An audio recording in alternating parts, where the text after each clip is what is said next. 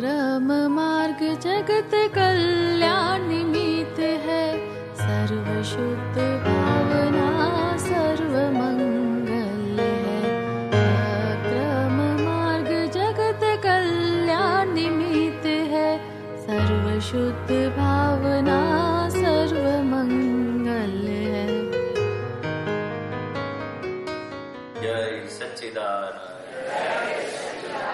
जय सच्चिदानंद। बोलो, कई वातचीत करो। આપણો આ સ્વાધ્યાય સત્સંગ ચિઠ્ઠી આવી ગઈ। સ્વાધ્યાય સત્સંગ એટલે શું? વિચારોની આપ-લે। દાદા ભગવાનના જે આપણને જ્ઞાન પ્રાપ્ત થયું,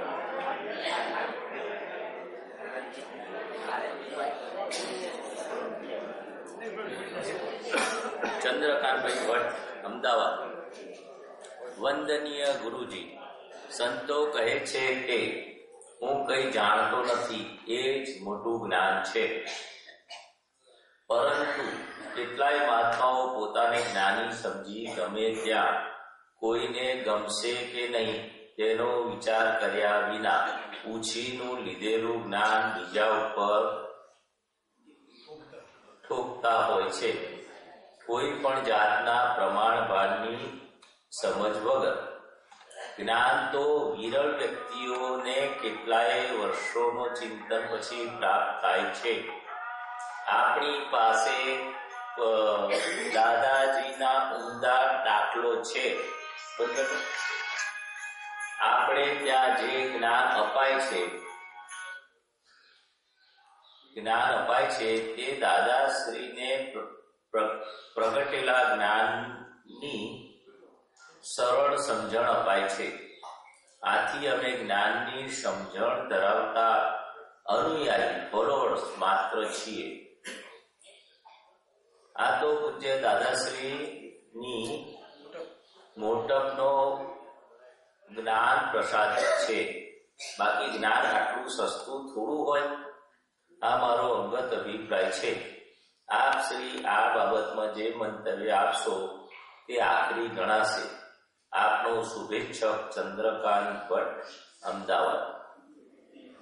એટલે આ શું છે, બધા પોતપોતાની જવાબદારી હોય છે ને એમનો પણ દોષ હોતો નથી। એ જે સમજ્યા છે એ રીતે લોકો પીરસે છે। એટલે ખુલાસો તો જય સચ્ચિદાનંદ, ખુલાસામાં આપવાનું આટલું જ છે। અરે અંગત આ બાબતમાં મંતવ્ય આપવાનું આટલું જ છે કે પૂછીનું લીધેલું જ્ઞાન છે। એટલે જે જ્ઞાન જ્ઞાની પાસે આપણે લીધું છે, જ્ઞાનીની સમજ, એટલે તમે આ પૂછો છો પ્રશ્ન એ દાદા ભગવાનના આમ આગળ આવ્યો છે, મારે ડોકું આમ કરવું પડે છે। આ તો ફોડ પાડવા માટે કે કયું જ્ઞાન જે ક્રમિકમાં ચાલે છે એ જ્ઞાનની વાત કરો છો કે દાદા ભગવાન? હા,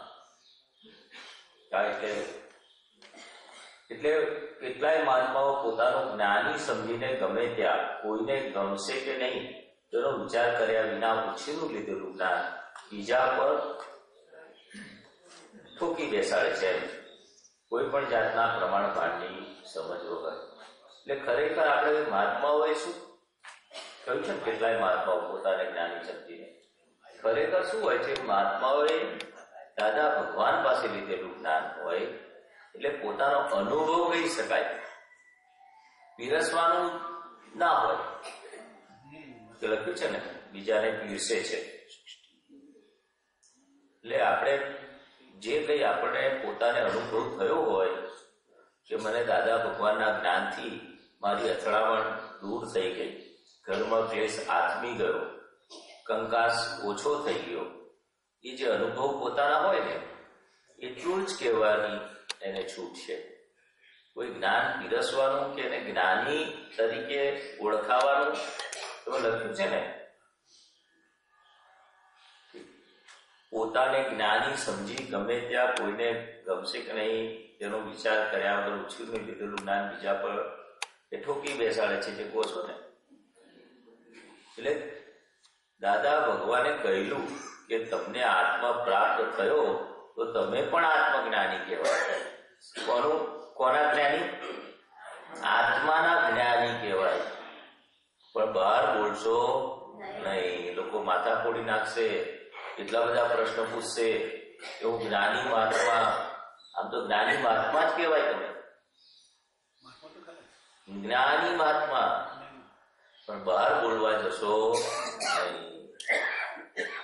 એટલે હું દાદા ભગવાન ના પાડતા હતા, બહાર નહીં બોલવાનું. ખ્યાલ આવે? એટલે બીજામાં પડવા જેવું નથી. આપણે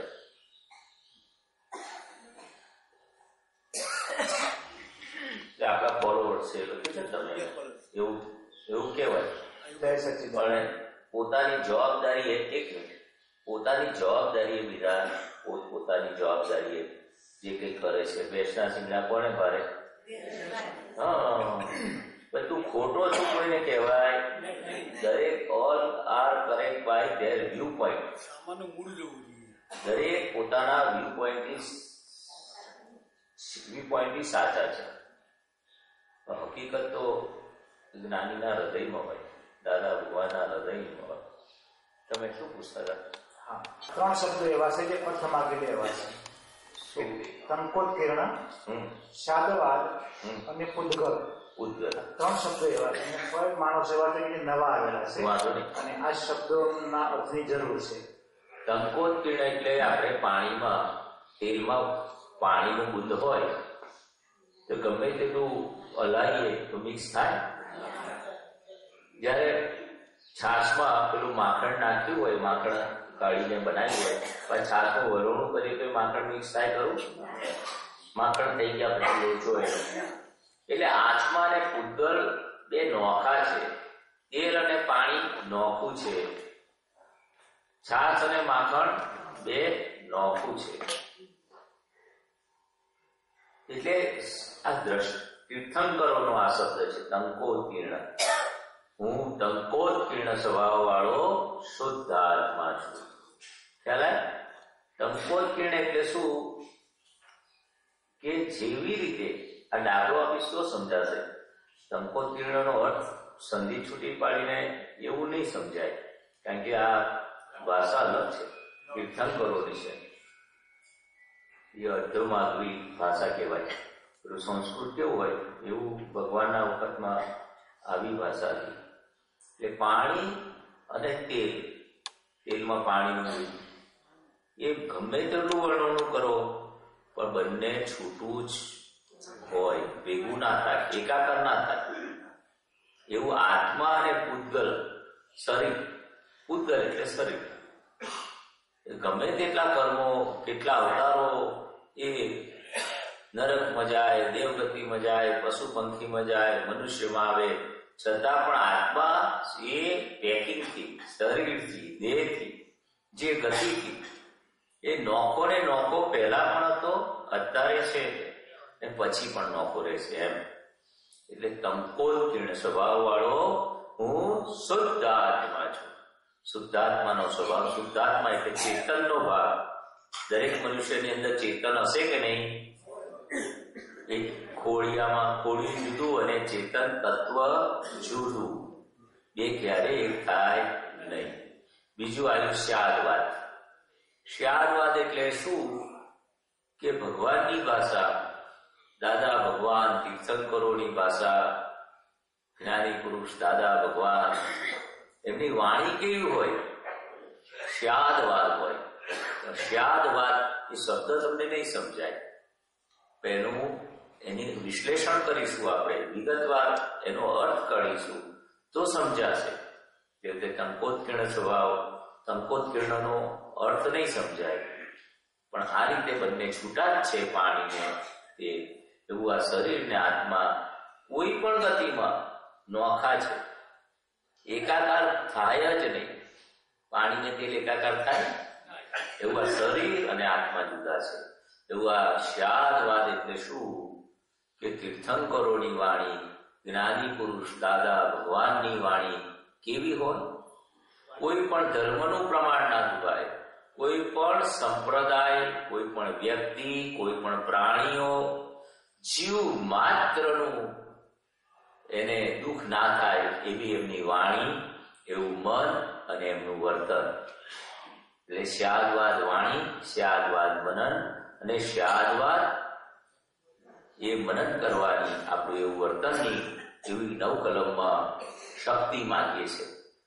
કારણ કે દાદા ભગવાનમાં આવું મન, વાણી અને વર્તન એવું સ્યાદવાદ એમને વર્ણાઈ ગયું. શું હતું? એવા ગુણો પ્રગટ થઈ ગયેલા કે આપણે પણ આવું મનથી, વાણીથી, કાયાથી કોઈ પણ જીવનું, કોઈ પણ ધર્મનું, કોઈ પણ સંસ્થાનું બધું આવી ગયું. કોઈ પણ જીવમાં બધું આવી ગયું. કોઈ વ્યક્તિ, વસ્તુ, સંસ્થા, મંદિર, મઠ, કોઈ પણ ધર્મ, પછી પારસી હોય, મુસલમાન હોય, ઈસુ ખ્રિસ્ત હોય, ક્રિશ્ચન હોય, કોઈ પણ ધર્મ, શિવપંથી, વૈષ્ણવ, જૈન, બધા ધર્મનો કોઈ પણ ધર્મ માટે અવળું ના બોલે. એનું પ્રમાણ વિભાગ એવું વાણી, મનથી પણ ને વર્તન પણ એવું નહીં. અરે દુઃખ તો બહુ સામાન્ય વસ્તુ છે. દુઃખ તો ના થાય, તમારાથી બી દુઃખ ના થાય, પણ મનથી પણ. અમે પાલીતાણા ગયેલા તો પેલી દરગાહ આવે છે વચ્ચે, દાદા ભગવાન સાથે ગયેલા. એ દરગાહ બહુ મોટા પીર થઈ ગયા. પીર એટલે એમના આપણે સંત પુરુષ કહીએ ને, એવું મુસલમાનમાં એક મોટા સંત થઈ ગયા. એમની દરગાહ પીર છે. તો દાદા ભગવાને પણ ત્યાં પ્રાર્થના બોલાવી. કવિરાજે પદ બી ગયું. દાદા ભગવાને સફેદ રૂમાલ માથા પર મૂકી અદુગડે પડીને પ્રાર્થના બોલાવી, નમસ્કાર કર્યા. કવિરાજે પ્રાર્થના બોલાવી, યા અલ્લાહ પરવરદિગાર, કરુણાના ધામ છે, જેનું કોઈ નથી એના દાદા ભગવાન છે. યા અલ્લાહ પરવરદિગાર, એ કરુણાના ધામ છે. અલ્લાહવાદી કોણ? ખુદા કોણ? જે ખુદને જાણે ખુદા. એ મોટા મોટા એ લોકો સંત પુરુષો દાદા ભગવાનને મળેલા, મુસ્લિમના બધા ધર્મગુરુ. એ લોકો આ સમજી શકે. દાદા કયા ઘોડાગાડી ચલાવનારો હોય મુસ્લિમ, એને ના કહેવાય ખુદને જાણે ખુદા. એટલે એવી પરાકાષ્ઠે પહોંચેલા હોય, સ્ટાન્ડર્ડ ઊંચું હોય, એને કહેવાય. ને તો લોકો મારીને ખુદા થઈ જાય એ લોકોની ખૂબમાં. એટલે એવું ડેવલપમેન્ટ. અમદાવાદમાં પણ એ પત્રકાર, શું નામ હતું? નાસિર ઇસ્માઇલ. નાસિર ઇસ્માઇલ એ દાદા ભગવાનને મળેલા. દરિયાપુરમાં રહે અને એટલા લેખો આપે. દાદાએ કહ્યું, તમ કે મારે ઘેર આવશો કે છે? નસીર ઇસ્માઇલે શું કહ્યું? દાદા તમે મારે ઘરે આવશો? કે જા, તારે જરૂર આવીશું, પણ તને તકલીફ નહીં થાય કે છે? આખો મુસ્લિમ એરિયા છે તો તને બધું વેઠવું ના પડે? લોકો ઝઘડો કરશે, લડાઈ કરશે, તને ઉપાધિ થાય. મને તો વાંધો નથી આવવામાં. તારો ઇલાકો દરિયાપુરમાં પેલા મુસ્લિમ વસ્તીમાં ઉપર ચડવાનું, દાદર અને દાદાને ખુરશીમાં લઈને ત્યાં પોળમાં જવું. પહેલા તો એ દરિયાપુર મુસલમાન એરિયામાં જવું જ મુશ્કેલ. દાદા કહે છે અમે નિર્ભય છે, પણ તમારો સમાજ, તમારા આડોશી પાડોશી સગા તમને કોઈ આંગળી નહીં ચીધે કે છે કે આ કોણ આવ્યું, કયા દાદા ભગવાન કેળવનારા? એ હું એની આંગળી કાપી કાઢું. સેજ આંગળી કરે મારા દાદા પર દેશે. આવા શબ્દો હતા. સેજ મારી સામે દાદા કશું જ ના કરે એટલો મારો પ્રભાવ છે ત્યાં ઇલાકામાં. આંગળી પણ ના કરે. એટલે આ જ્ઞાની પુરુષ દાદા ભગવાન, એનો પ્રભાવ જ એવો હોય. જેવી રીતે તીર્થંકરો હોય, એમની હાજરીમાં પેલો વાઘ, સિંહ, બકરી, ગાય, કૂતરો, બિલાડી, સાપ, નળીઓ એ બધા જ આવી જાય. બધા પોતપોતાનો હિંસક ભાવ ભૂલી જાય. એવો પરમાત્માનો પ્રભાવ હોય.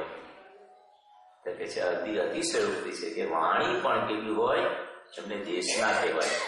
દેશના એટલે સ્યાદવાદ. એમને બોલવાનું ના હોય, એ તો અહંકાર હોય, તારે બોલવાનું હોય. એ વાણી એ દેશનાની સળી પડે કે એ વાણી પણ સ્યાદવાદ હોય. દરેક ધર્મવાળાને એવું લાગે કે મારા ધર્મની વાત છે. મુસલમાનને એવું લાગે, દાદા ભગવાન જે મુસલમાન લોકો આવે ને એની સાથે વાત કરે, ક્રિશ્ચન આવે ઈસુ ખ્રિસ્તની વાત કરે, પારસી આવે તો એમને જળસોસની વાત કરે, એટલે એ પારસીના ગુરુજી હોય તો ઈસુ. તો દરેક ધર્મવાળાને શું લાગે? જૈનો આવે તો મહાવીર ભગવાનની, એને પોતાને લાગે કે અમારા મહાવીર ભગવાનની વાત છે, તીર્થંકરોની વાત છે. વૈષ્ણવ આવે તો કૃષ્ણ ભગવાન. એટલે આવી બધી સ્યાદવાદ વાણી હોય. એટલે આ સ્યાદવાદ એ બીજું થયું. અને છેલ્લું પૂદગલ. એમનું પછી જાઓ તો પહેલા વચ્ચે ક્રોસ ના થાય તો સારું, પછી લઈ લેજો, પછી લઈ લેજો, આ લિંક તૂટી જાય. છેલ્લું પૂદગલ. સ્યાદવાદ સમજો? તીર્થંકરો અને પરમાત્મા, જ્ઞાની પુરુષ દાદા ભગવાન જેવા જ્ઞાની, બીજા નહીં, બેની જ વાણી સ્યાદવાદ. તીર્થંકરો અને 14 લોકનો નાથ જેનામાં પ્રગટ થાય, બીજાને લાવે કઈથી સ્યાદવાદ ને આવી? એ પરિણામ છે. સ્યાદવાદ વાણી, વર્તન ને મનન એ કેટલા ભવની પુરુષાર્થ પરિણામ રૂપે આ દાદા ભગવાન 14 લોકનો નાથ પ્રગટ થયો. એટલે સ્યાદવાદ શબ્દ પેલો છે પણ સમજાવવું સરળ થઈ જાય. અને પૂદગલ છેલ્લું એવું કહ્યું. પૂદગલ એટલે પૂરણ અને ગલન. પેલા એનો દરઅસલ શબ્દ પૂદગલ હતો.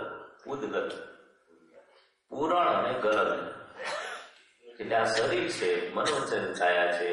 જેવું આપણે ખોરાક નાખીએ એવું ઇલેક્ટ્રિક બાથરૂમ જાય, શ્વાસ લઈએ ઉચ્છ્વાસ થાય, એવું આ કર્મનું જેવું નવા કર્મ બંધાય એવું પાછું કર્મની નિર્જરા માટે જેવું કર્મ ફળ આવે.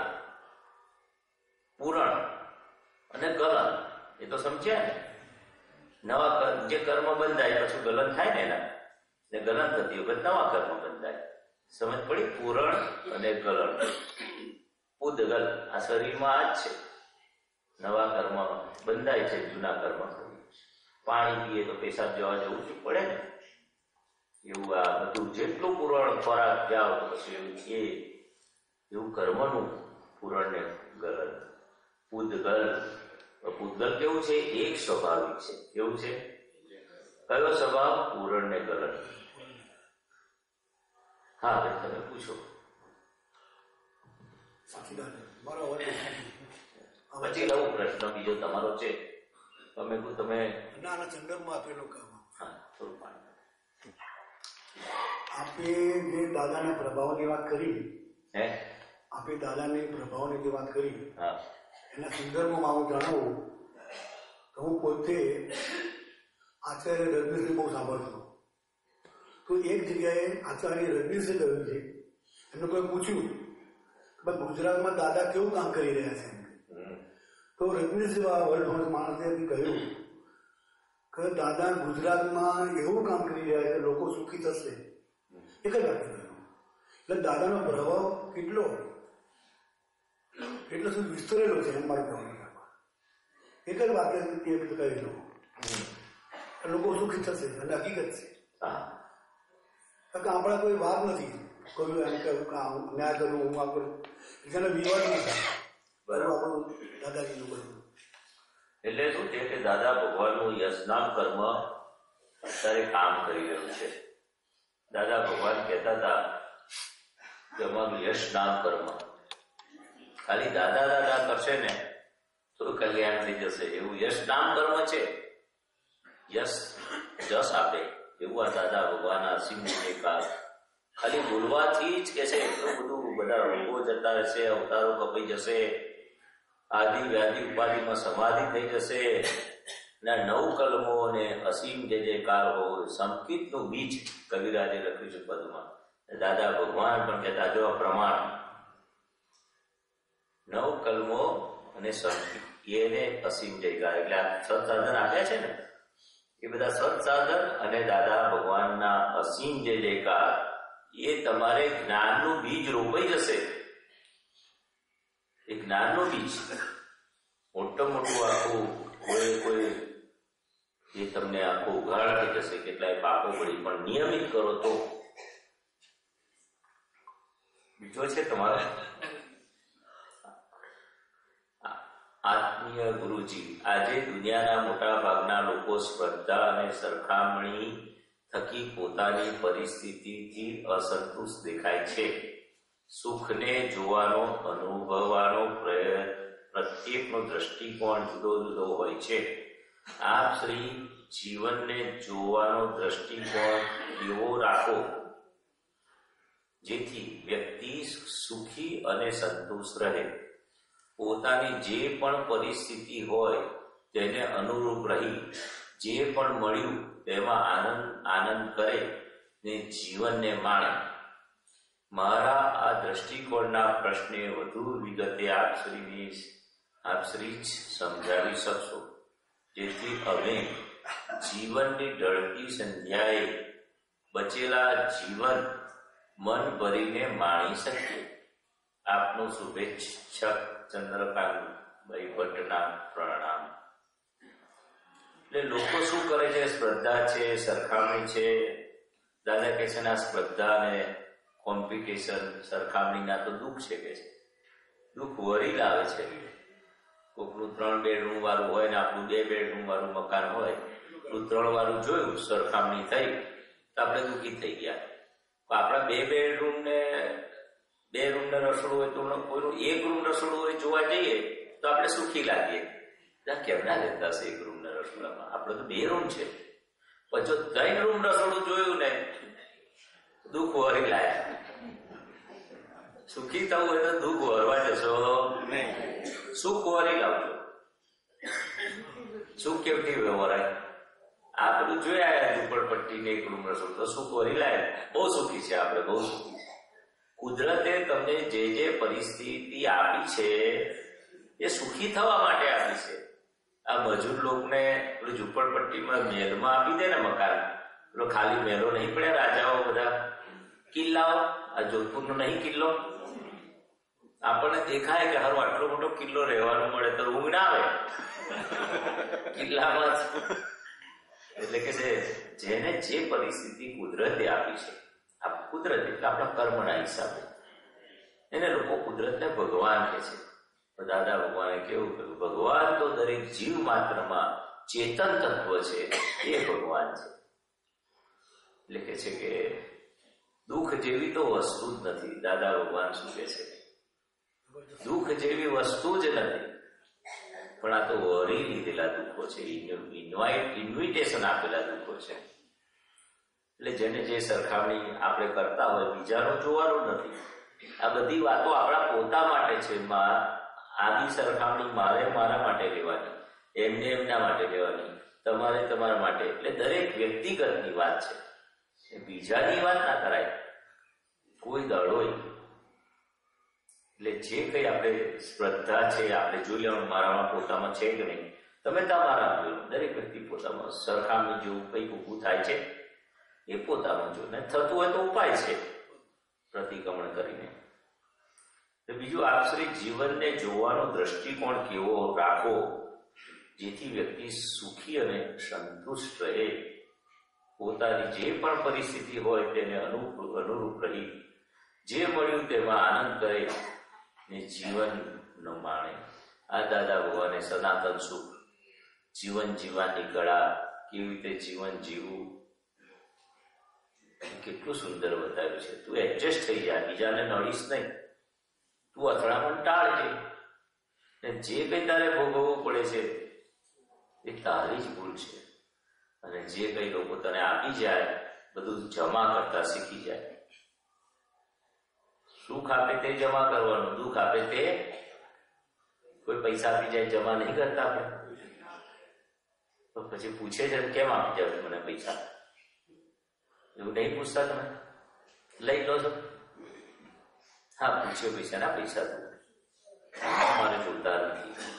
એટલે તમે ભૂલી ગયા ત્યાં તમે આપેલા ટ્રેનમાં કે બસ સ્ટેન્ડ કે કશે મારે જરૂર હતી, હું કોઈ દાડો ના માગું, પણ તે દાડે જરૂર હતી.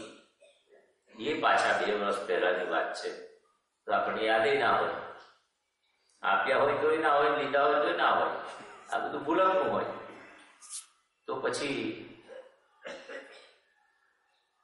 લઈ લઈએ. આપણને યાદ કરાવે તો 500 રૂપિયા આપવા આવે, અને કોઈ માગવા આવે તો લીધા હોય તો માગવા આવે. નવરું છે કેમ વિચાર કરો છો? ઉછીના માગવા આવે, કાં તો આપણે એમને આપ્યા હોય એના લીધા હોય તો માગવા આવે ને કે ભાઈ ઉછીના. તો પહેલા તો એકવાર વિચારવાના ચકડોળે જ ચડી ગયા, કેમ પૈસા માગે છે? માં તો કોઈ દાડો પૈસાનો વ્યવહાર નહીં, છતાંય કે અગવડ પડી હશે, ચલો. પછી પેલો 2-3 વખત કે કેમ તમે બહુ વિચારો છો? યાદ કરો, તમારે તમે લીધેલા છે, મેં તમને આપેલા છે એટલે તમે લીધેલા છે. એટલે પછી આ માગવા આવ્યું ને લીધેલા હોય આપણે તો આપણે આપવા પડે જ નહીં.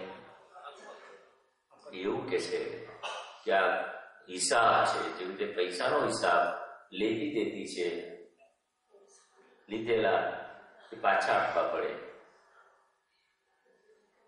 આપેલા એ પાછા આવે. એવું આ કર્મ જગતમાં જેવી રીતે પૈસાનો વ્યવહાર છે, એવું કર્મ જગતમાં પૂર્વમાં જે કંઈ દુઃખ આપેલું છે તો જ પાછું આવે. સુખ આપેલું એ પાછું આવે છે. એટલે હિસાબી છે જગત. કેવું છે? પૂર્વનું આપણને દેખાતું નથી. એટલે દાદા ભગવાને એક જ શબ્દમાં કહી દીધું, ભોગવે તેની. તારે ભોગવવું કેમ પડ્યું? એમને કોઈ ભોગવવું પડે? ભગવાનને ભોગવવું પડ્યું? દાદા ભગવાને પેલું ફ્રેક્ચર થયેલું, એક્સિડન્ટ થયેલું, મહાવીર ભગવાનને ભરવું, રામ ભગવાને સીતા ઉપાડી ગયેલા ને રાવણ. પછી કૃષ્ણ ભગવાને પગે તીર વાગેલું, રામ ભગવાનને વનવાસ 14 વર્ષનો કઈ કરી નાખ્યું. બધું ભોગવટું ના આવે? એ ભોગવટામાં સારું થયું, ખોટું થયું? હા, 12 વર્ષ વનવાસ મહાવીર ભગવાન પણ નીકળેલા ને આપણે ભોગવટા ફાયદો કે નુકસાન? દુઃખ આવે તો ફાયદો છૂટી જાય, અને બીજો ફાયદો અનુભવ. મોટો ફાયદો કોલેજમાં સ્કૂલમાં જે તમને શીખવા ના મળે ને એ દુઃખમાં બહુ શીખવા મળે. એટલે દાદા ભગવાને દુખડા ઉપકારી કહ્યું. શું કહ્યું? દુખડા અથવા તો સુખડા ઉપકારી છે ભગવાન. આ કળિયુગમાં સગવડો, પૈસો, માન, તાન, વાવા, સારું ખાવાનું, સારા કપડા, ફરવાનું, ગાડીઓ, બંગલા, સોનું, એમાં શેર ઓછું થઈ જાય બેલેન્સ આપણું, તો આપણને શું થાય? દુખડો આવી જાય. દાગીના વેચવા પડે, 2 તોલા ઓછું થાય તો દુઃખ આવે. છોકરા રમાડવા જાવ, 2 તોલા તોલો અડધો આપવો પડે ને તોય આપણને કાંઈ કાઢવું પડશે તોલા જેવું. દુઃખ ઉભું થાય. પોતાનો તોલો બીજાને આપવાનો હોય ને એ ગમે કોઈ? લિમિટેડ છે, 10 તોલા, 15 તોલા, 25 હોય. 1 તોલો 2 તોલા બીજાને આપવાના. પગાર આપવાનો વાંધો નહીં, છોકરાને આપવાનો વાંધો નહીં. તો બીજો કોઈ કે મને જરા અગવડ છે, 2 તોલા જેવું કરી આપો ને, મારે પેલું આમ રમાડવા જવાનું છે ને, તકલીફ છે. પછી જેમ જેમ છૂટ થશે પૈસાનો, 2 ના 3 તોલા કરી આપીશ. લોભને લીધે કદાચ આપો, 2 ના 3 થાય તો આપો ને. જો આપણે 2 જતા રહે પાછા. આ તો ગમત કરવાની જરા. એટલે ખ્યાલ આવ્યો? જીવન જીવવાની કળા એટલે શું? કે આપણે કોઈને દુઃખ આપવું નથી ને આવે તો જમા કરી લેવું. અને હું કોણ છું જો જણાય એના માટે આ શ્રીમદ સત સાધન આપ્યું. અને દાદા ભગવાનને પ્રાર્થના કરવાની, એવા સત્પુરુષ, જ્ઞાની પુરુષ, એવું એમનું અક્રમ વિજ્ઞાન, એવો કોઈ તમે રસ્તો બતાવો કે મારું પોતાના સ્વભાવનું, સ્વરૂપનું ભાન થાય, એવા નિમિત્તો તો મળી આવશે. આ કોનું છે? આત્મરામજી ઠાકોર. પૂજ્ય ગુરુજી, પહેલો પ્રશ્ન, માણસ જન્મથી મહાન કે કર્મથી? બ્રાહ્મણ, ક્ષત્રિય, વૈશ્ય અને શૂદ્ર. પછી મન, વચન અને કર્મથી તત્વ સારૂપે જે બ્રહ્મને જાણ્યું એ બ્રાહ્મણ કહેવાય કે નહીં? ત્રીજું, મન, વચન, કર્મથી જે બ્રહ્મ સત્તા પામે છે તે શુદ્ધાત્મા કહી શકાય? ચોથું, જેની દ્રષ્ટિ બ્રહ્મ સત્તાથી જાગૃત થયેલી હોય તેને સ્વરૂપની સ્થિતિ જાળવી રાખવા માટે બીજું કંઈ કરવાનું રહે છે ખરું? બ્રહ્મ જ્ઞાનની થોડી 4 લિંક આવે છે. પહેલું લઈએ, માણસ જન્મથી જ મહાન કે કર્મથી? એટલે જન્મ એનો થાય છે ને એના કર્મના આધારે થાય છે. કર્મના આધારે બ્રાહ્મણ બને, ક્ષત્રિય, વૈશ્ય, શૂદ્ર, જે તે ગતિ મળે છે ને એ પાછલા કર્મના આધારે તેનો જન્મ થાય છે. ખ્યાલ? પછી એ શું કરે છે? ધાડ મારે છે, કયું દોડે છે. જીવનમાં બધા કર્મ ફળ એને જે ભોગવવા પડે છે, પછી એ શુદ્ર હોય તો વાંધો નથી. સારા સંસ્કાર એને ત્યાં કોઈ ગુરુજી, સંત પુરુષ, સત્પુરુષ એવા સંજોગો, મિત્ર, દોસ્તારો નવું શું બાંધીને જાય છે કે એનાથી મહાન. એના સંસ્કાર, એનું જીવન, એની વાણી, વર્તન, મનન એ કેવી રીતે જીવન જીવી જાય છે. એ બ્રાહ્મણ હોય, ક્ષત્રિય, વૈશ્ય, શૂદ્ર, ગમે તેના આત્મ જન્મે ને ખ્યાલ. જન્મ એના કર્મને હિસાબે જે કુળમાં જન્મ થયો. એટલે દાદા ભગવાન કહેતા હતા ગમે તે જ્ઞાતિ જાતિનો હોય તો એને ઓછું આપતા નહીં. એ તો એના કર્મને હિસાબે સૂત્ર થયો છે કે બીજી ત્રીજી વૈશ્ય થયો છે. પણ અત્યારે એના સંસ્કાર કેવા છે, અત્યારે એના વિચારો કેવા છે, વર્તન કેવું છે, વાણી એના પર છે. અત્યારે શું છે તો પૂર્વનું છે આ જાતિવાદી. એટલે પોતાના સંસ્કાર, તમે કર્મ કહો છો, જીવન એનાથી મહાન છે. શું કરી રહ્યો છે? પોતે ભૂલ કરે તો પસ્તાવો કરે છે કે ભૂલ કરવા જેવી છે? આ તો દાખલો આપું છું કે ક્લેશ કરવા જેવો છે. જીવન એને સુગંધ આવી જોઈએ એવું એનું જીવન હોય એ મહાન છે. એના સંસ્કાર રૂપે મહાન છે. બીજું, મન, વચન અને કર્મથી તત્વસાર રૂપે જે બ્રહ્મને જાણે તે બ્રાહ્મણ કહેવાય કે નહીં? બ્રાહ્મણ તો એનો કર્મથી બ્રાહ્મણ થયો. ખરેખર બ્રાહ્મણ તો જે બ્રહ્મને જાણે. પણ બ્રહ્મ કોણ? કે હું શુદ્ધાત્મા છું એવું એને જાણે. કોઈ શુદ્ર હોય કે વૈશ્ય હોય, ક્ષત્રિય હોય કે બ્રાહ્મણ. મન, વચન, કર્મથી જે બ્રહ્મ સત્તાને પામે છે તે શુદ્ધાત્મા કહી શકાય?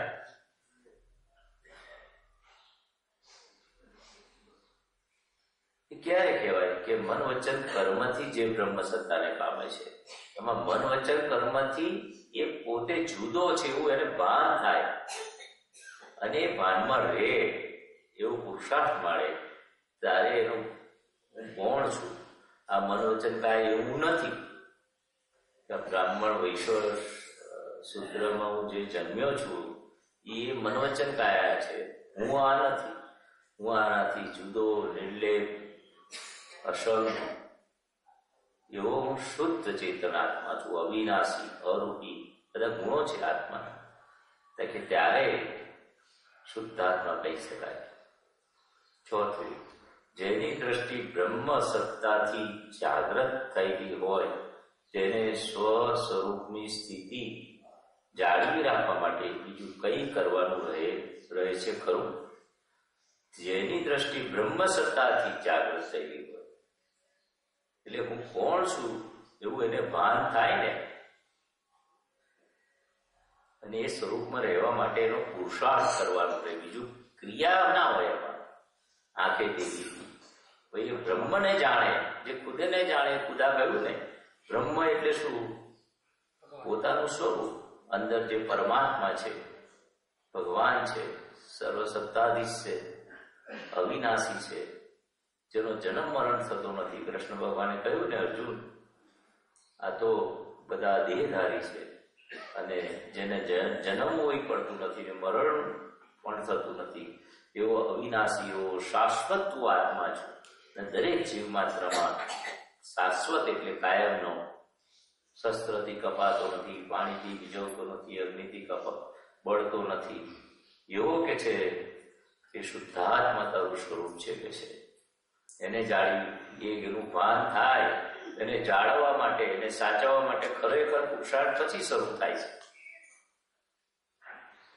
પછી ખરેખર જાગૃતિ રહે, એવું છે. ચાલો પતવા આવ્યા છે પ્રશ્નો. આ એક જરા છે નાનો. જય સિમંદર ભજનો સાંભળવા અને ભજનો માણવા એ વિશે સમજાવો. ઠક્કર એટલે કોણ? શું કહેવા માંગુ છો? આ પદો, આ ભજનો, તે શું માહિતી? આ બધા સિમંદર સ્વામી, દાદા ભગવાનના જે પદો છે અને ભજન અમે પદો કહીએ, એ બધું સાંભળવાથી આપણી ચિત્ત શુદ્ધિ થાય, ચિત્તની મલિનતા વૃત્તિ જતી રહે અને જ્ઞાનથી બધા વણેલા છે. દાદા ભગવાનનું અક્રમ વિજ્ઞાન, વ્યવહાર વિજ્ઞાન બધું જ કવિરાજના પદોમાં વણી લીધું છે. અને આ પોતાના સ્વરૂપની ભક્તિના પદો છે. ભગવાન જે અંદર બિરાજમાન છે, ભગવાનની ખરેખર ઓળખાણ માટેના આ ભજનો કે પદો છે. જગત કેવી રીતે કોણે બનાવ્યું, કેવી રીતે ચાલે છે, કર્મ શું, કર્મ ફળ શું, પુરુષાર્થ શું, એ બધું જ દાદા ભગવાન કહેતા હતા કે આ પદો ગઈએ ને એમના જ જ્ઞાન ખીલી ઉઠશે. અંદર શુદ્ધાત્માનું બીજ પણ કે છે ખીલી ઉઠશે કે છે. એટલે આખા બધા ધર્મના શાસ્ત્ર રૂપે એનો નિચોડ 45 આગમનો સાર એ જ અક્રમ વિજ્ઞાન. આખું અક્રમ વિજ્ઞાન આ પદોમાં કવિરાજે વણી લીધું છે. સમજ પડે કે ના પડે, ગાજો, રાગિણીમાં પડશો નહીં, જેવા રાગે તમે ગાજો. પછી કવિરાજની ઓલી સીડી આવે, પછી મોબાઈલમાં યુટ્યુબ પર હોય પદો બધું લોડ કરીને સાંભળવાના, એ રીતે રાગ બેસાડવાનો. સાંજે બોલીએ છે ને આપણે બધા પદો, આજે કેટલા બધા ગઈકાલે ગયેલા, 2 કડીઓ તો 2 કડો, એટલે ગાજો કે છે.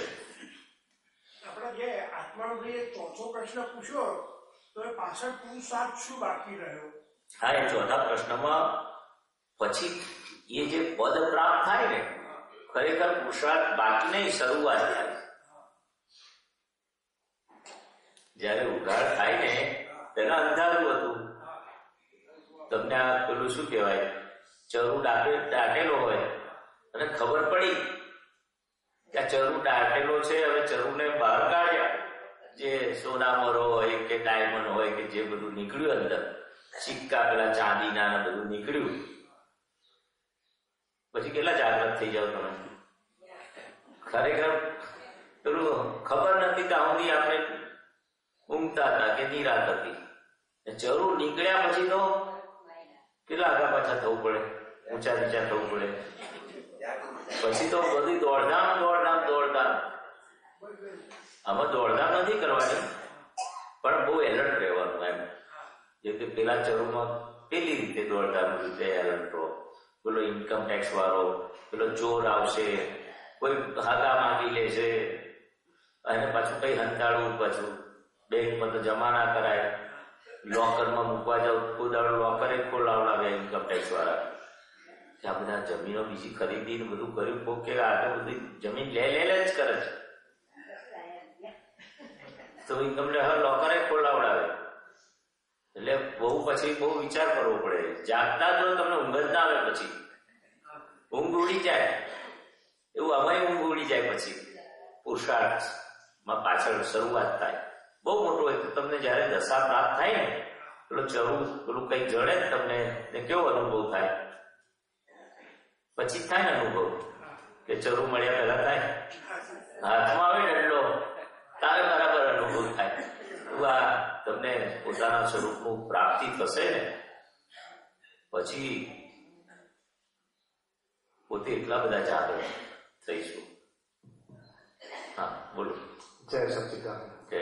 આત્મ સાક્ષાત્કાર થયા પછી કાયમ માટે રહે કે તેના માટે આપણે કીધું કે પ્રયત્નો કરવા પડશે અથવા ના? એટલે આ જરૂર પ્રાપ્ત થાય ને પછી એનો જ થઈ ગયો જો સરકાર ના લઈ જાય તો.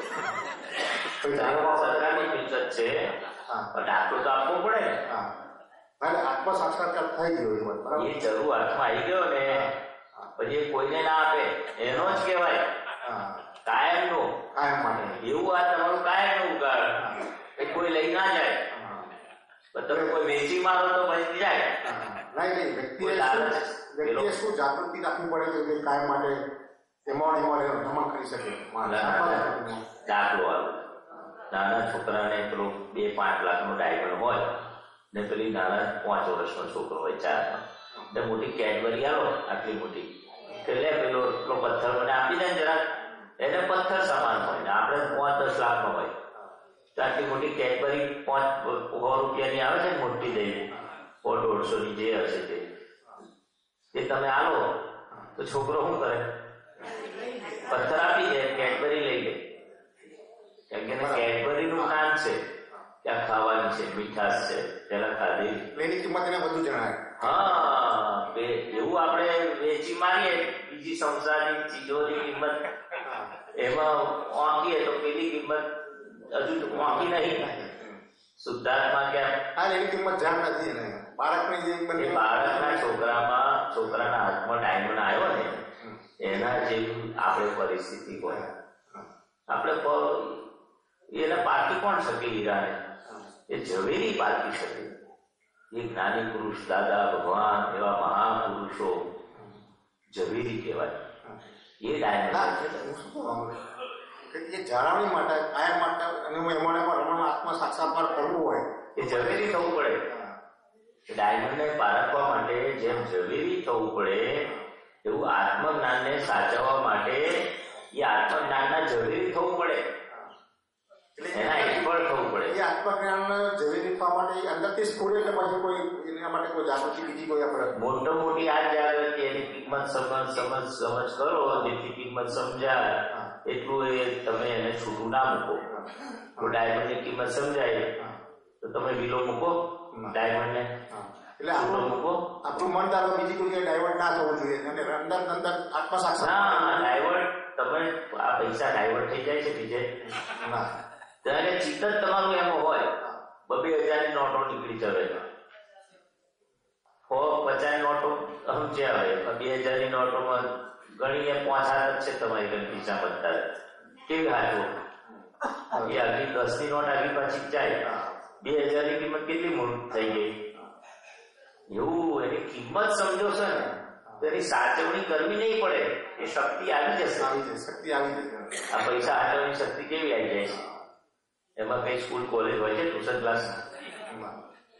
એવું પૈસાની જેવી કિંમત આપણે સમજાય એવું આપણને વસ્તુ આત્મજ્ઞાન એવી વસ્તુ જ છે એ પ્રાપ્ત થાય તો જેમ જેમ આપણે એનો સ્વાદ આવે. જેમ કે નાના છોકરા લોલીપોપ આપે તો આપણે ગમે તે કઈ છોડે એમ ચૂસવાનું આઈસ્ક્રીમ ખાઈને કેવો સ્વાદ આવે. જેવો સ્વાદ આવશે ને આત્મજ્ઞાનનો પછી તમે છોડશો નહીં. એટલે આત્મ સાક્ષાત્કારમાં અંદરનો આનંદ વધતો જ જાય પણ પેલો આનંદ ઓછો થાય તો આ વધે હો પાછળ સંસાર રૂપી જે સુખનો આનંદ.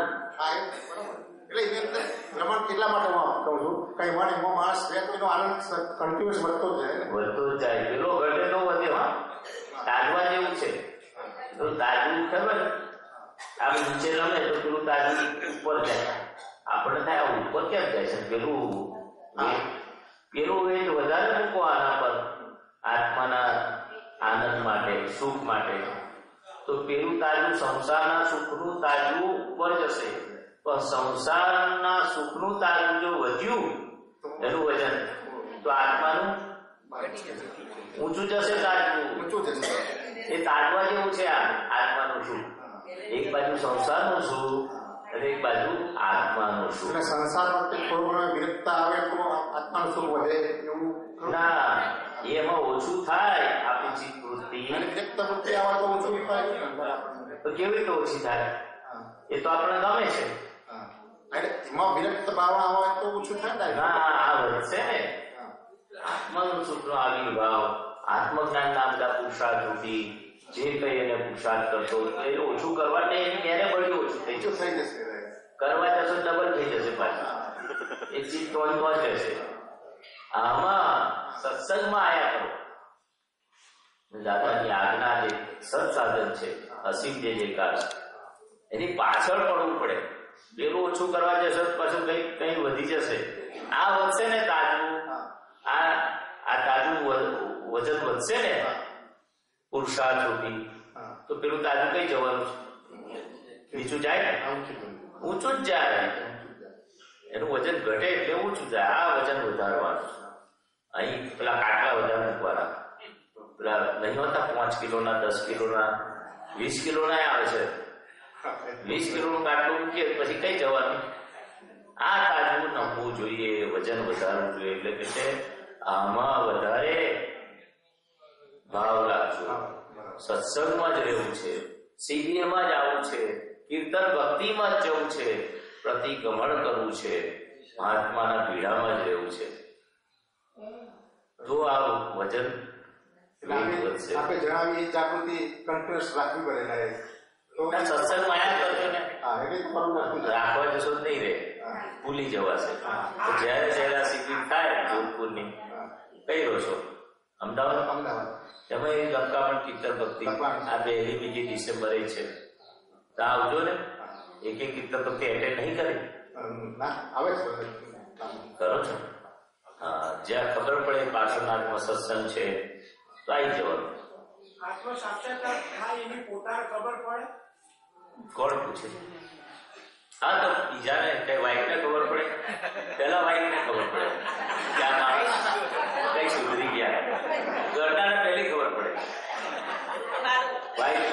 વાઈફ કે ખરા કઈ થયું છે. દાદા ભગવાનને આત્મ સાક્ષાત્કાર થયેલો 1958માં.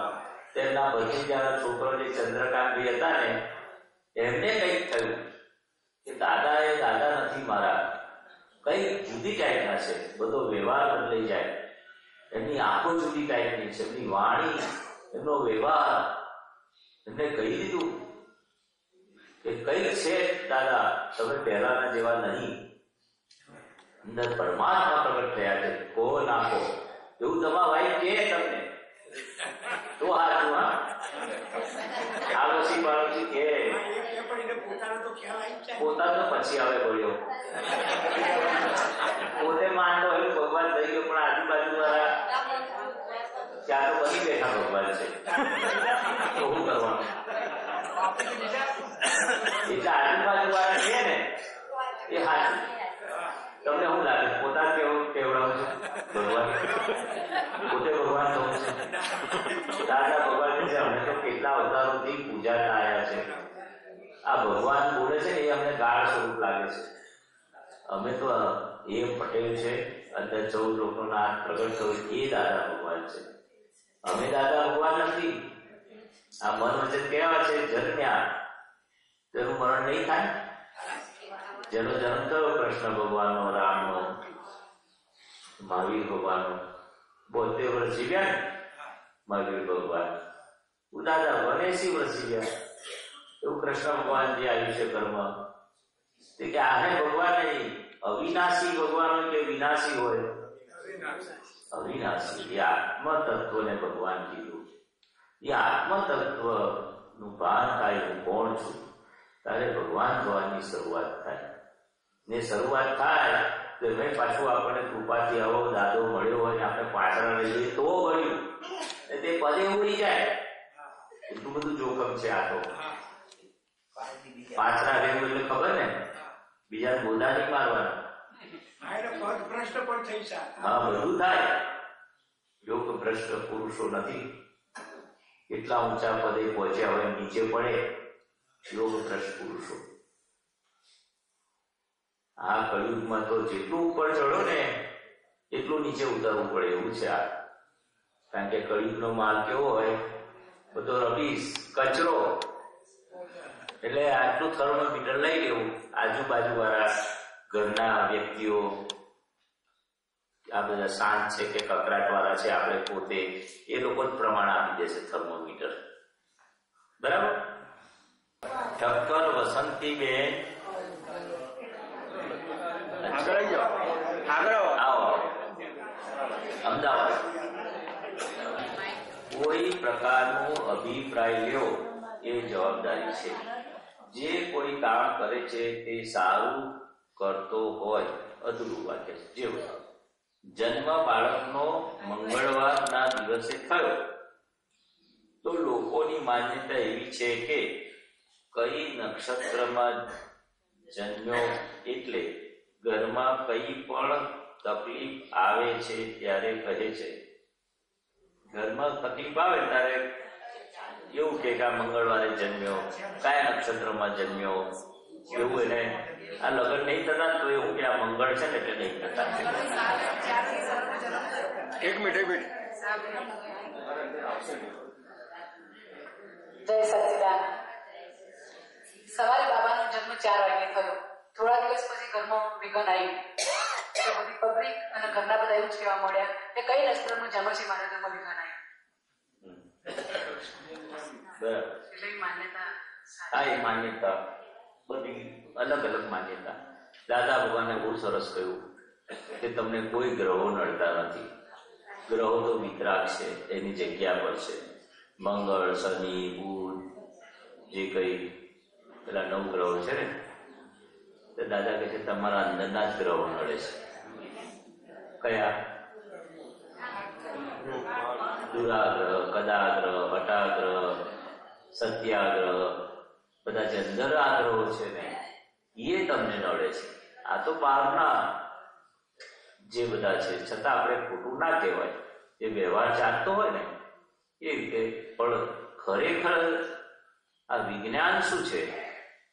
એ ગ્રહો નથી નડતા. તમારા કર્મને હિસાબે એ ગ્રહમંડળમાં, એ રાશિમાં, એવો એ સંજોગોમાં એ બાળકનો જન્મ થયો હોય.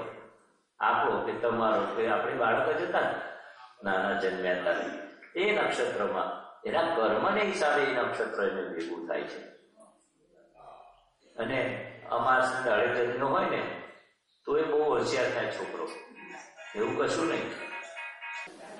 એટલે આ પાપ પુણ્યના ખેલ છે. એમ ગ્રહો નડતા નથી. આપણા જે પૂર્વના જે કર્મો કરીને લાયા છે એના આધારે ગ્રહો હોય.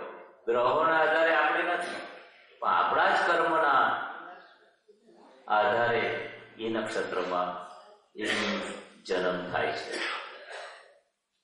એટલે આપણું જ કર્મ આપણને નડે છે. આપણી જ કર્મ એટલે આપણી જ કરેલી ભૂલ એ આપણને ભોગવવું પડે છે. ગ્રહો તો વિતરાગ છે, ખ્યાલ આવે? એટલે કોઈ અભિપ્રાય આપણે રાખવાનો નહીં. આવો બધા લોકો કે આ નક્ષત્રમાં જન્મ્યો, 4 વાગે જન્મ્યો, ના મંગળ હતું એટલે આ મંગળ એને નડે છે, વિધિ કરાવી લો. શનિ નડે છે, શનિદેવની વિધિ કરાવો. આ મંગળમાં આવું નડે છે એને અપવાસ કરાવો. તો આપણે અપવાસ કરો, લાડુ ખાઓ એ દાડે, શુક્રવાર કરો, મંગળવાર, બધું હોય છે. પણ તમને લાગતું હોય, તમારું અંદર ઊભું થતું હોય તો કરજો અપવાસ. ફાયદા જ છે. અપવાસ કરવાથી શરીર શુદ્ધિ તો થવાની. અને પેલી માન્યતા છે મંગળ નડે છે તે નીકળી જાય. મેં અપવાસ કર્યો, કશું ખોટું નથી. જે બધું આ બધું છે ને ગોઠવેલું છે કે છે, પણ અભિપ્રાય ના રાખતા. આવું કરીએ તો જ થશે, ના થાય તો આપણે દુઃખી થઈએ કે મારાથી નથી થયું. સિદ્ધાંત સમજવાનો કયો છે? બધા જ પોતાના કર્માધીન છે. કરેલું કર્મ જ એને ભોગવટો આવે છે. વ્યક્તિ કે ભગવાન કશું એનું બગાડી શકે નહીં. પોતાની જ ભૂલને આધારે બધું થાય છે. પોતાની ભૂલને આધારે એ ગ્રહો એને ભેગા થાય છે. એમાં ગ્રહો નિર્દોષ છે, નિમિત્ત છે, વિતરાગ છે. બરાબર?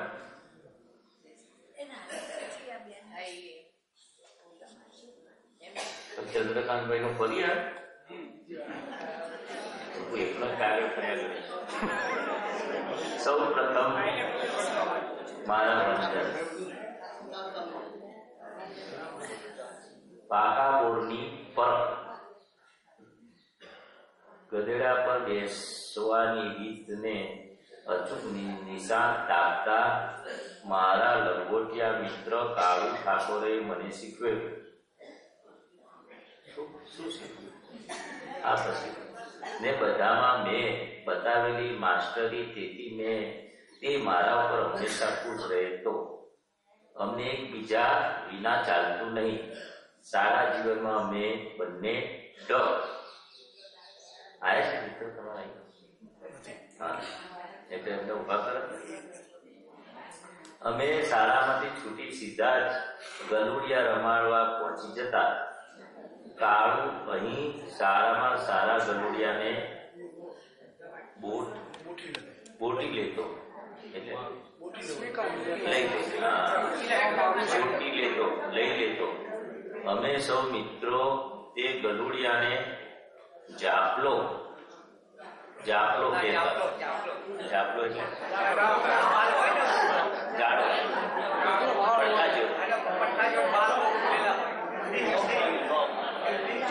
કહેતા. કાળુની આ એક માત્ર હરકતથી હું તેનાથી નારાજ થઈ જતો. કઈ હરકત? આ ગલુડિયાને પકડે ને જાપલો લઈ લેતો. અચ્છા, એ હરકતથી નારાજ થઈ જતો. આખરે તો અમે બંને બાળકો હતા ને, પણ કાળુ મારી નારાજગી લાંબી સહન કરી શકતો નહીં. આખરે કાળુ મને જાપલો રમાડવા આપી દેતો. હાલ તે મારો પ્રેમાળ મિત્ર હયાત નથી. બરાબર છે. પ્રશ્ન હવે શરૂ થાય છે. આ તો બેકગ્રાઉન્ડ આખું બહુ મોટું હતું. ગલુડિયા રમાડવાનું, ગધેડા પર બેસવાનું, ગધેડા પર બેસી નિશાન તાકવાનું. બેકગ્રાઉન્ડ સારું મોટું છે. પ્રશ્ન શું છે? શું આ કાળને સ્વર્ગ મળ્યું હશે? શું આ કાળને નહીં મળ્યું? શું આ કાળને સ્વર્ગ મળ્યું હશે? પ્રશ્ન છે. ત્યાં તે મારી રાહ જોતો હશે. મને સ્વર્ગ મળશે? પ્રશ્ન. આ બધું જાણવા માટે કોઈ રસ્તો, કોઈ માધ્યમ ખરું? પછી પ્રેમમાં ખૂબ મોટી તાકાત હોય છે, આવું મેં વાંચ્યું છે. ફક્ત મારી આશા અહીં ટકેલી છે. બધા પ્રેમના દુખ્યા છે. દાદા ભગવાન એવું જ કહેતા હતા, અમે પ્રેમને વશ છે કે છે, વસ્તુને વશ નથી. પ્રેમ હું જે વ્યક્તિઓને યાદ કરતો હતો ને, ભલે મુંબઈ પડતો જ હોય, પણ એક 2 દિવસમાં મને મળે ખરો. એ પ્રેમના લીધે મને લાગે. પ્રેમથી ખેંચાડતા. તો જ્ઞાનીનો, દાદા ભગવાનનો પ્રેમ, આખો માતૃનો પ્રેમ અને વાત્સલ્ય મૂર્તિ કહેવાય. ભેટો થઈ જાય. એટલે ફક્ત મારી આશા અહીં ટકેલી છે, તે ફળીભૂત થશે કરી. જવાબ આપો ગુરુજી. કાળુના મારી તરફના પ્રેમને હું ભૂલી શકતો નથી. એટલે કહ્યું ને કે કાળુને સ્વર્ગ મળ્યું હશે. એ કાળુ ભાઈને જે મોટો થયો, હા, મોટો થયા પછી એ સ્મશાનમાં જયારે આપણે બાળવા જઈએ ને કોઈને, ત્યારે આજુબાજુ વાળા શું કે છે? બહુ ભલા હતા માણસ, બહુ મદદ, ઓબ્લાઇઝિંગ નેચર વાળા હતા, એમના જેવા કોઈ નતા. નહીં તો પેલો ગોદા મારતા હોય તો શું કે સારું થઈ ગયો, બહુ લોકોને પૈસા લઈ લીધેલા, બહુ ગોદા મારેલા, બહુ લોકો છેતરેલા, છૂટ્યા બાબા એનાથી. બે જ વસ્તુ કે નેગેટિવ કે પોઝિટિવ, એનું જોઈ લેવાનું. સ્મશાન વખત કાળુભાઈ માટે શું વાત થઈ ગઈ?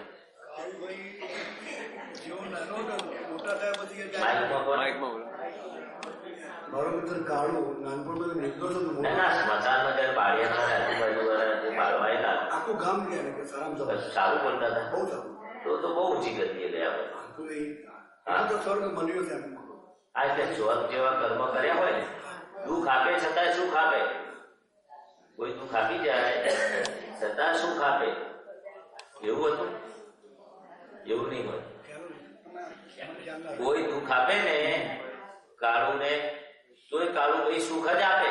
હા, સુખ જ આપે. એવું હતું? હા, બહુ સારું. તો જાય સ્વર્ગમાં. ઓકે, બહુ સારું. તમારે સ્વર્ગમાં જવું છે? કાળું ભાઈ ગયા તો જવું છે મળવા? એમને મળવા જવું છે? કાળું ભાઈ સ્વર્ગમાં ગયા હોય તો તમે સ્વર્ગમાં કાળું ને મળવા જવું છે? જાઓ તો તમે એને ઓળખી નહીં શકો. ફાયદો નહીં, કારણ કે કાળુનો દેહ જુદો હતો, અત્યારે જે સ્વર્ગમાં દેહ જુદો હોય. બીજી ગતિમાં ગયો હોય તો તમે ઓળખી ના શકો, એમ કહું છું. એટલે જયારે કાળું તમને યાદ આવે ત્યારે અંદર બેઠેલા ભગવાન ચેતન તત્વ એને આપણે નમસ્કાર કરવાના અને પ્રાર્થના કરવાની કે કાળુભાઈના જે નાનપણથી રમત ગમત કરતા હતા, લડાઈ ઝઘડા પ્રેમ જે બધા સંજોગોમાં કંઈક દુઃખ થયું હોય, એમને અહમ દુભવ્યો હોય, તે કાળુભાઈ તમે મને ક્ષમા કરજો. દાદા ભગવાનને પ્રાર્થના કરવાની. જ્યાં હોય ત્યાં એ કાળુભાઈનો જે પ્રતિષ્ઠિત આત્મા એટલે જે દેહ પ્રાપ્ત થયો હોય સુખ શાંતિને પામે, મોક્ષ માર્ગને પામે, મોક્ષના પંથે આગળ વધી સિદ્ધ ગતિને પામે, એવી પ્રાર્થના કરવાની. એ પ્રાર્થના એને પહોંચશે. તમે કહ્યું ને મને એને હજુ યાદ આવે છે પ્રેમ ભૂલી શકતો. આનું નામ ખરેખરો પ્રેમ. એટલે શુદ્ધાત્માના દર્શન કરો, શુદ્ધાત્માના યાદ કરીને તમારી થયેલી ભૂલોની માફી માંગો. રાગની પણ ને દ્વેષની બેવ બહુ વાર કર્યું હોય તોય વિતરાગ થવાનું છે. રાગ અને દ્વેષથી પર એના વિતરાગ.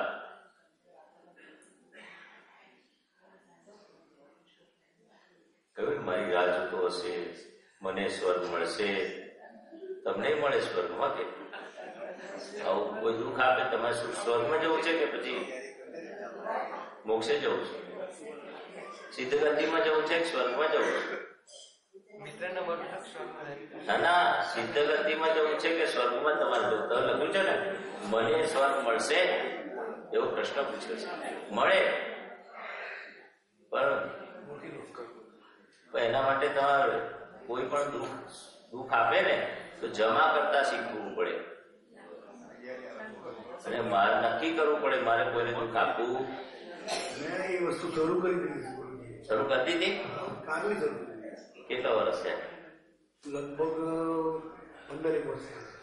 શું શરૂ કર્યું? પહેલા શું હું કોઈ બીને તોડી પાડતો, મોટો માણસ તોડી પાડતો બધા વચ્ચે. એક ટાઈમ છાકો પડી જાય પણ એ માણસ સુધારવાનું છે નહીં, બરોબર? તો આ દાદા પાસે આવવાથી મને એટલો ખ્યાલ આવે કે આ વસ્તુ બરોબર નથી. ગમે તેને સાહેબ ઉતારી પડે બરોબર નથી. આમ ધીરે ધીરે મારા ચેન્જ આવતા ગયા. મારી મિસિસ મને શું કે તું તો કેમ આમ ઢીલો પડી ગયો છે? પહેલા કેવો તને આમ સિક્યુરમાં ગાય છે અને તું ઢીલો થઈ ગયો છે. ઢીલો નથી થયો, હું મજબૂત છું. બરાબર. બહુ મજબૂત થાય તો પછી એને બધા દુઃખો અત્યારે અમે એટેક ના કરે. એટેક કરનારો નબળો કે સબળો? નબળો. નબળો. ક્રોધ કરનારો નબળો કે સબળો? નબળો. પેલો એવું સમજે ક્રોધ કરનાર મેં પેલા કેવો ચીલો કરી નાખ્યો એવું સમજે. સૌથી મોટી નબળાઈ અકળાઈ જવું, ક્રોધ કરવો, ચીડવી જવું, સામે એટેક કરવો, એ બધા નબળાઓ હતા. પણ વ્યવહારની ભાષામાં લોકો એને સબળો કહે, દાદાગીરી કરી જશે. શું કરી? દાદો કહેવાય. એનું નામ કોઈ ના દે. અત્યારે કોઈ વ્યવહારમાં આવા શબ્દો આવી ગયા. દાદા ભગવાને કહ્યું આ બધી અંદર ભરપેટ નબળી પડી છે. ક્રોધ, માન, માયા, લોભ, રાગ, દ્વેષ, ચીડાઈ જવું, ક્લેશ કરવો, અથડામણ કરવી, આ બધી ક્લેશ કંકાસ બધું નબળાઈ છે. એની આપણે સબળી કરવાની છે. એમને સબળી કરી બતાવી. એવું કહો છો? સર, મારે એક પરિવર્તન વાત કરી એના સંદર્ભ અત્યારે મને બધા લડવાની બહુ ઈચ્છા નથી થતી. કોઈ સાથે લડવાની ઈચ્છા નથી થતી મને. બરાબર છે. શા માટે? મારા તરફથી કોઈ થવું ના સહન કરવાની શક્તિ મેળવી છે અહીંયા. સારું કહેવાય. જય સચ્ચિદાનંદ. જય સચ્ચિદાનંદ.